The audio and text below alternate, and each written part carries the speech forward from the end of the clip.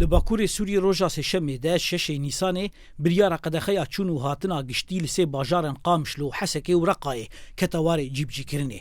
Piştî zêdebûna pêketên koronayê Encûmena Cîbcîkar a Rêveberiya Xweser biryara qedexeyê da. Rêveberiya Xweser piştî pêla sêyemîn ya korona di amadebaşiyê de ye. Qedexeya çûn û hatinê ji roja 6 mehê de dest pê kiriye û heya dawiya 12 vê mehê wê dewam bike. Her wiha weke rêgirin li ber zêdebûna belavbûna vîrusa koronayê biryar hatiye dan ku hemû kombûnên aheng, şîn, civîn, nimêjin li perîstgehan bi tevahî bêne qedexekirin. Hemû xwaringeh, qehwexane, kafîtîrya û bazarên gelêrî yên giştî jî têne girtin.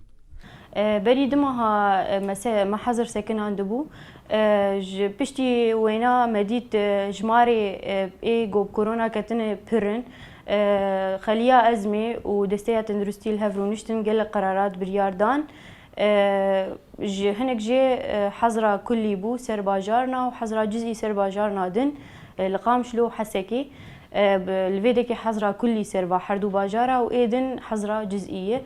Encûmena Cîbcîkar a Rêveberiya Xweser her wiha biryar daye got hemû deriyên sînorî yê li navçeyên Bakur û Rijlatê Sûriyê bêne girtin û tenê li ber rewşên mirovî yên taybet bi nexweşî, xwendin û bazirganiyê dê deriyê sînor vekirî bin. Li nexweşxaneya jiyan ya taybet bi Covid li Qamişloyê nêzîkî çil nexweşî hene. Got tenê di roja duşemê 5 mehê de li ser asta Bakurê Sûriyê 7 kes jiyana xweş dest dane û 304 kes bi vîrusê ketine. Got ev bilindtirîn hejmara pêketan e ya rojane ye ji dema belavbûna vîrusa korona li Bakurê Sûriyê. خطورتها نخوشیه پر بویه. اغلب نخوشی الورجی خطورتها وانا هیه. قسم کتاب هیه جعنایره. او جی نخوشی ای گلکی دشن اکسجاوا کیمی چلی کیمی بینجی مواد دینن ور. فرقی منی طبی جی هنه دگرن ایگو مسحات جوار لازم بن المال خوا.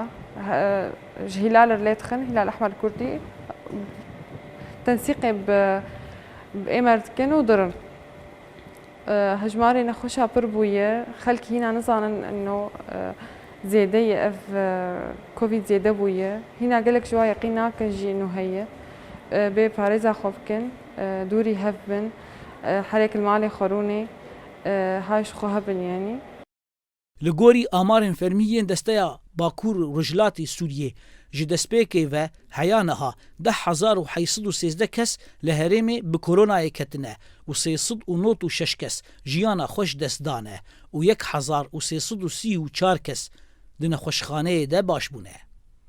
Zana Umer, dengê Amerîka, Qamişlo.